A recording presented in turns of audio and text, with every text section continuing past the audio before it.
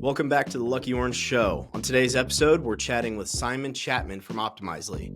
When it comes to experimentation process, strategy, and tools, Simon's the go-to guy. On today's episode, we talked all about going beyond basic A/B testing, how to run experiments even if you've got some dirty data, and where experimentation is heading in 2024. So if you're ready, let's go chat with Simon. Hi, Simon. Thanks so much for jumping in today. If we could just get started by telling me a little bit about what's going on over at Optimizely and a little bit about yourself for our audience. Sure. So thanks very much for the opportunity to speak today. And so I'm Simon Chapman. I'm the Director of Partner Enablement and Solution Architecture at Optimizely.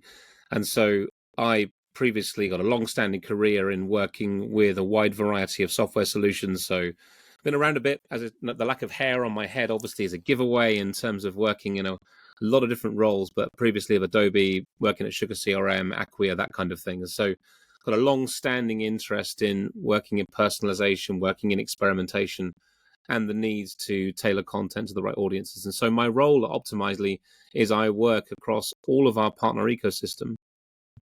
So all of our different partners that we speak to, whoever they might be, I work with all of our solution partners, our technology partners, and our alliances to make sure we build really good solutions, really good strategies together for being successful together. So it's quite a broad range of responsibilities, if you will, but pretty good.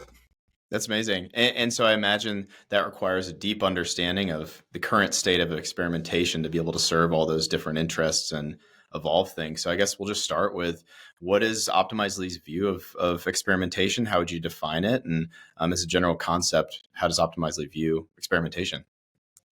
Sure. How we view it is really, I'd say we are always looking to support organizations really that are driving a culture of experimentation. And so our view really is to encourage more people to experiment, to test, to challenge themselves in terms of how they want to develop ideas and to have the right tools and services and the right stack so that they can build out those, effectively test out those hypotheses as they see fit.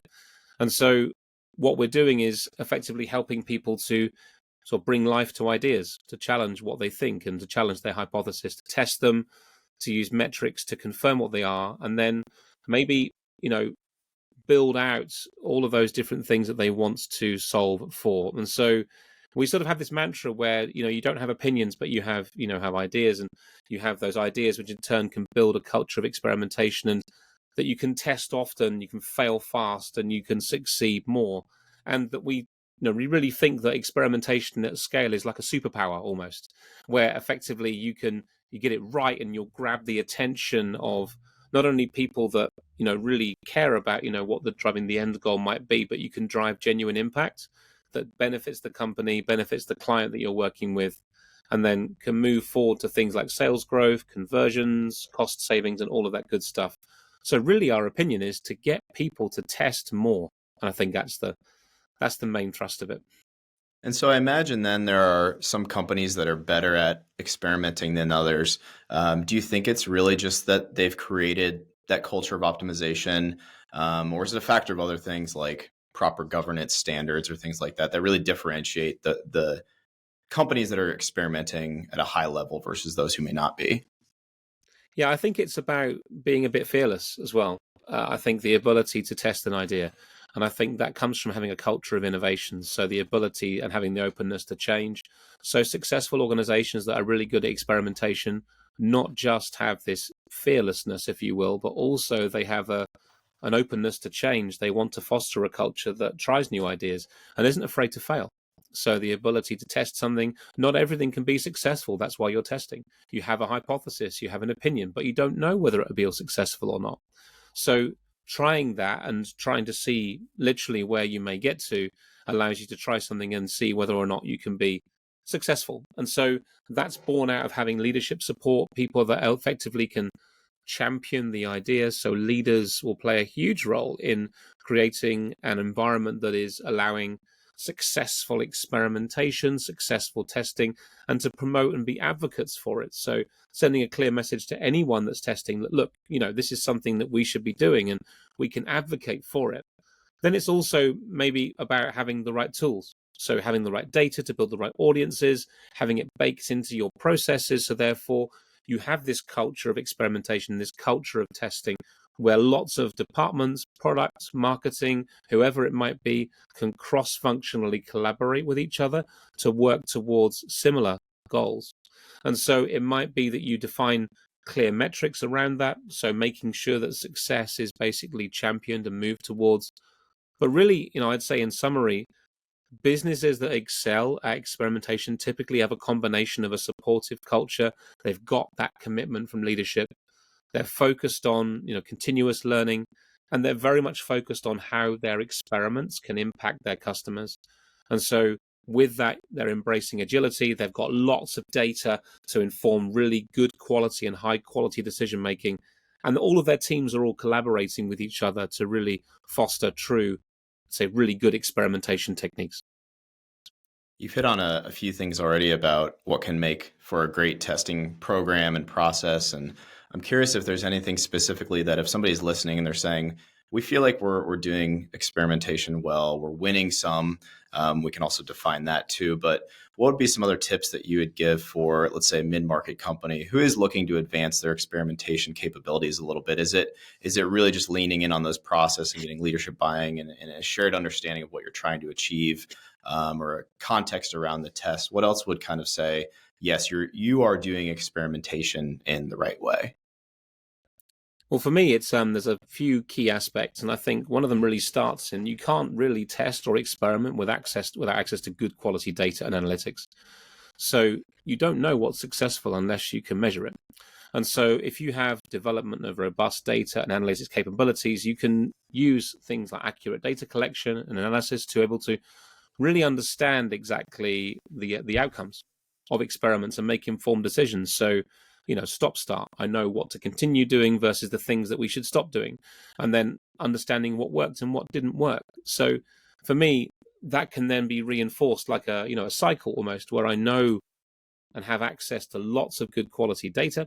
I can then use that to inform and make informed decisions about the right experiments to run. And then obviously for a mid-market organization, aligning with business strategy, making sure that you're prioritizing the experiments that contribute towards the appropriate goals. So it's no good just experimenting for experimenting's sake, because it might not be matched to the goals and the metrics that leadership or indeed various individuals are tasked towards. So aligning yourselves very closely is clear. And then when it comes to that, then obviously then it's about having those key, I say, performance indicators, those KPIs that are those key metrics that really can be measured. As we know, with most metrics, they need to be measurable. If they're not measurable, then it's pointless. So therefore, any metric should indeed have that key mantra of being measurable, being timely, being something that can be tracked and managed accordingly. And then once you've done all of this testing, for me, one of the most important things is then to get feedback. So you then regularly review, iterate on the experiments that have been running, and then act on the feedback and the insights gained to be able to then go again, really, in terms of having an adaptive approach for continuous improvement. And if you think about, some of the models that, for example, I remember, Kaizen's model for continuous improvement, they were always refining their model by 1%, 2% each time, and looking for continuous improvement in terms of how can they build out and enhance how they do an engineering process. And so this is no different. Analyzing the results, seeing what worked, refining, going again. So much like experimentation on its own, the process of it and all the surrounding requirements are such an iterative thing where you may say, okay, we're running good experiments, but our data might not be clean enough, or our reporting and our communication might not be sufficient. Would you agree then that a good experimentation process can't exist without clean data, and without maybe an effort there first? If a company says, we really want to be experimenting, but we can't trust our data, so it might be a waste of time? Or is there a way to kind of go around that and start doing some level of experimentation while also cleaning up your data? Well, you can do both. So I think you can actually get somewhere where you have access to some good quality data. Let's be honest, most organizations will have struggles and challenges around the quality of the data that they have. And that's just whether you have, fantastic CRM systems, CDP systems, whatever, you will always have challenges with quality. So every organization probably listening to this particular session will see and recognize those challenges. But what I would say is it shouldn't stop you from testing, because actually what you still can identify is you're looking for patterns, you're looking for trends, you're looking to test your hypothesis, you're looking to test what you know as a particular thing. So therefore, even if you have some data irregularities, you will still have lots of other data, which is of very good quality. And you can use that as the basis to then use that for good quality tests, good quality experiments, and then to target the appropriate audiences. And what you'll find is that the quality will improve, because if it's based on the solid foundation of using good tests and good experiments, the results you'll get back from running informed experiments and tests means that you can go again having this sample of data that's of really high quality.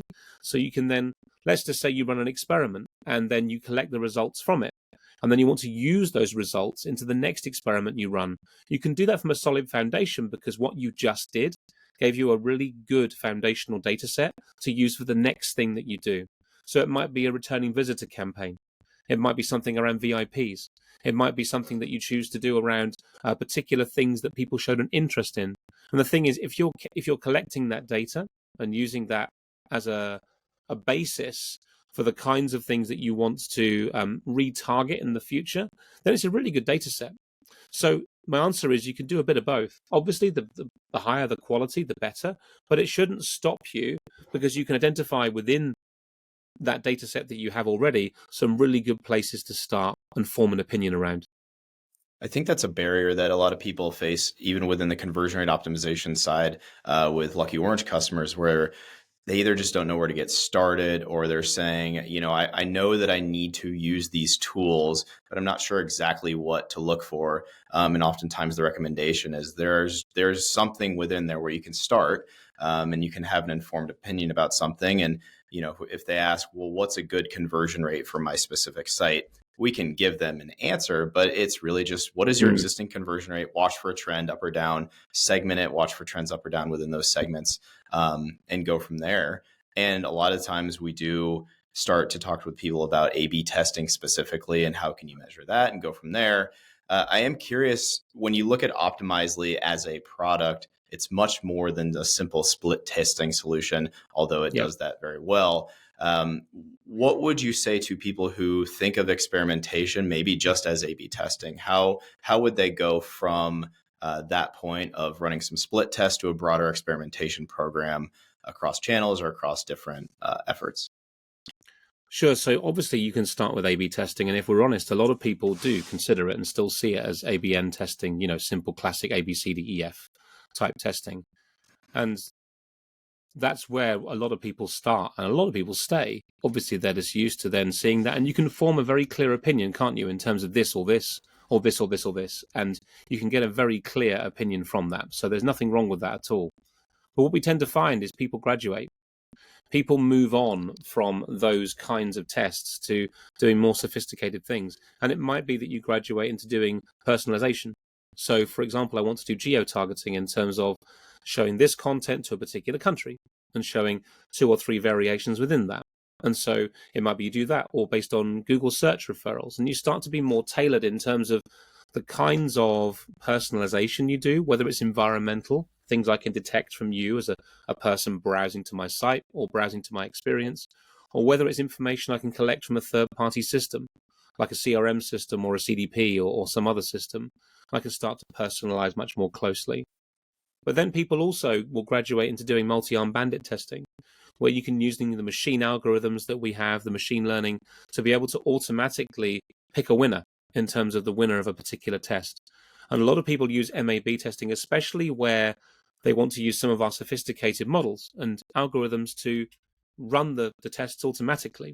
And so if you think about a busy experimentation house who's doing lots of experiments and lots of different things they're doing, they may just choose to build MAB tests purely because they just don't have the time to dig into the analysis and want us to form an opinion for them.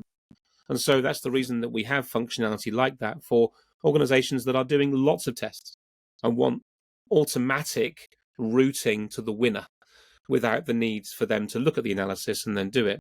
And so we're constantly iterating and innovating in that regard. People, we will be on a journey in terms of how they are building out their tests, their personalizations, their MAB tests. But they can also be doing it on mobile devices as well.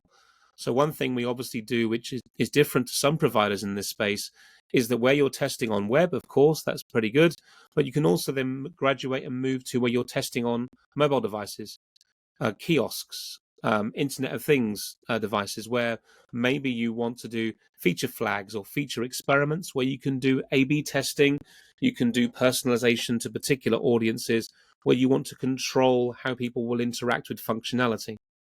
So that's quite broad.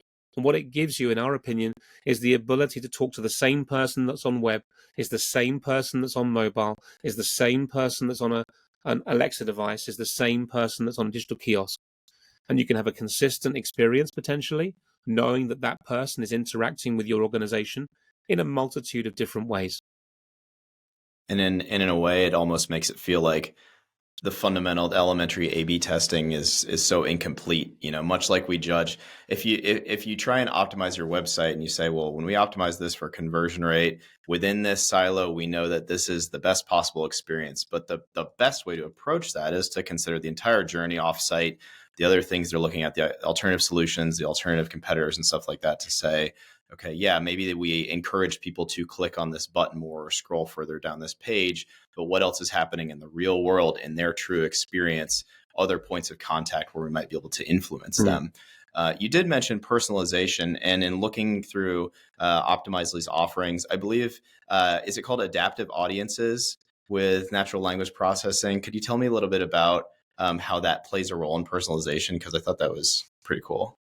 Yeah, so we have a number of different personalization pieces. That's one particular thing that we support in terms of allowing you to support different audiences as they go and change. We also have the ability to do advanced audience targeting, which is a new thing that we offered, which allows the ability to take data from third parties and do real-time segmentation, whereby, let's just say you want to personalize content to not just an audience that you're targeting by default, so this person or this person with these characteristics, but you've also got data in other systems. Now, through that, we can ingest that data by working with other CDPs or other systems and do that very, very fast. So let's just say someone is interacting with a brand and they're scanning a QR code, but you want to know that they're a VIP and you want to then personalize that content to them knowing they're a VIP, but the data lives in the CDP.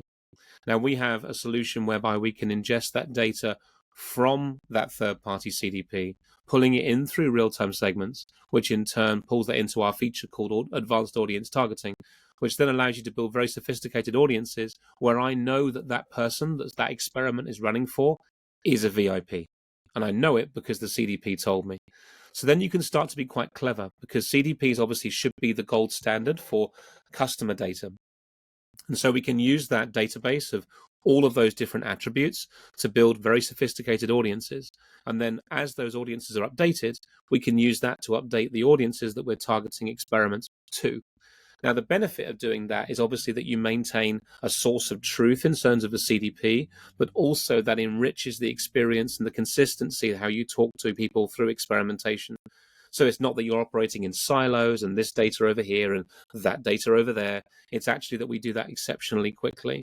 And so by its very nature, it means that you can personalize very fast, doing very tailored offers, responses, experiments to people as and when they interact.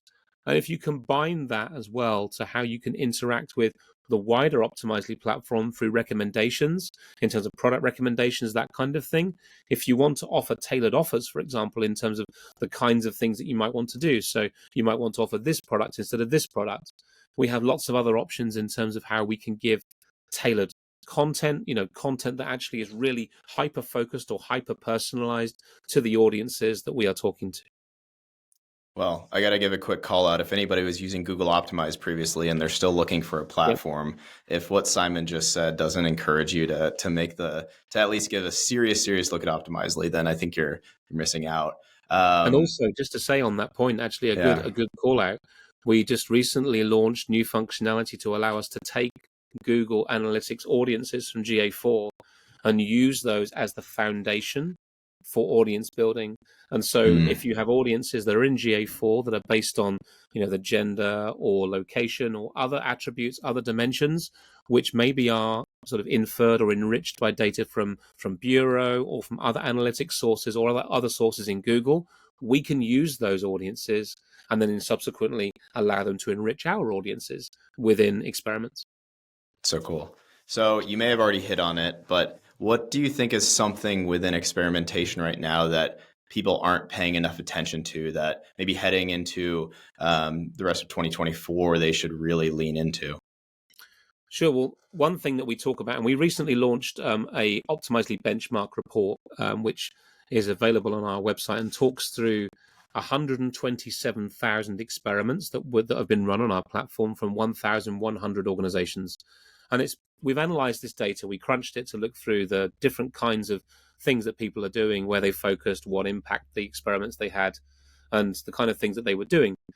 And it was fascinating. And so this is, to answer your question, what it lends itself to is that we found that 28% of organizations that run experiments on our platform concentrate on revenue per visitor, but only 1% of all those tests concentrate on search. Now, the interesting thing is the impact of that was that 0.4% was on the revenue per visitor, whereas 2.3% was on search rate. So therefore the impact was, well, as you can do the maths on that, was 6 times almost the benefit in terms of the true impact of those experiments. Now, that's purely because the focus was elsewhere. People were concentrating on the revenue per visitor, concentrating on the purchase rate, concentrating elsewhere in terms of the metrics that they can get to, which are, if you like, more obvious, more provable. But if you look at the customer acquisition funnel in terms of where people's interest is stimulated, it will be in the search. It will be in the registration. It will be in the stickiness of finding the product or finding the service that I need to find. And then if they can't find it, they obviously won't be doing revenue per visitor or purchasing. So it's about getting their interest and experimenting with them much earlier in that process, in that funnel. And that's what I see as something which people don't necessarily get right, is that they will, and the data proves this, is that they'll spend more time on the final steps of a process rather than actually getting them curious and excited about the thing they want to do much, much earlier in the process. But let's be clear, not all metrics are made equal. So sometimes implementing experiments which enhance the search experience will obviously have a bigger impact. And so the thing is to make sure that you understand, well, how can I influence that? Can I get them at the first click? Can I make sure that I give them that curiosity and satisfy that curiosity much, much earlier? That's one aspect. The second is actually we've done lots of work in terms of giving people the flexibility of how they want to deploy experiments. And so with our feature experimentation piece, for example, we recently launched Optimizely Agent, which is a more technical topic, but what it means is the ability to deploy experiments within the flexibility of using Kubernetes as a method of deploying experiments and deploying features and making it part of their overall production pipeline. Now, why that's beneficial is organizations then don't have to think about, how do I implement this SDK? They can use the agent to do this instead, and they can do it through Kubernetes if that's what they're already routinely using. So we're always pushing the boundary in terms of ways we can enhance and keep people thinking about us as being the market leader in experimentation. And so that's just one good example of that too. Yeah, that's fascinating. And I would say exciting. But is there anything else that's truly exciting for the Optimizely team right now? Anything that you're working on that you'd like to share, or something that's just got you cooking these days? Sure. So we just recently launched actually something called Experiment Collaboration, which allows the ability for you to see a holistic view of all of the experiments that are running. Now, obviously, you can run experiments, run them as very simple things in terms of, here's an experiment and here's the results, etc. But a lot of organizations we speak to want to run experiments as part of a campaign.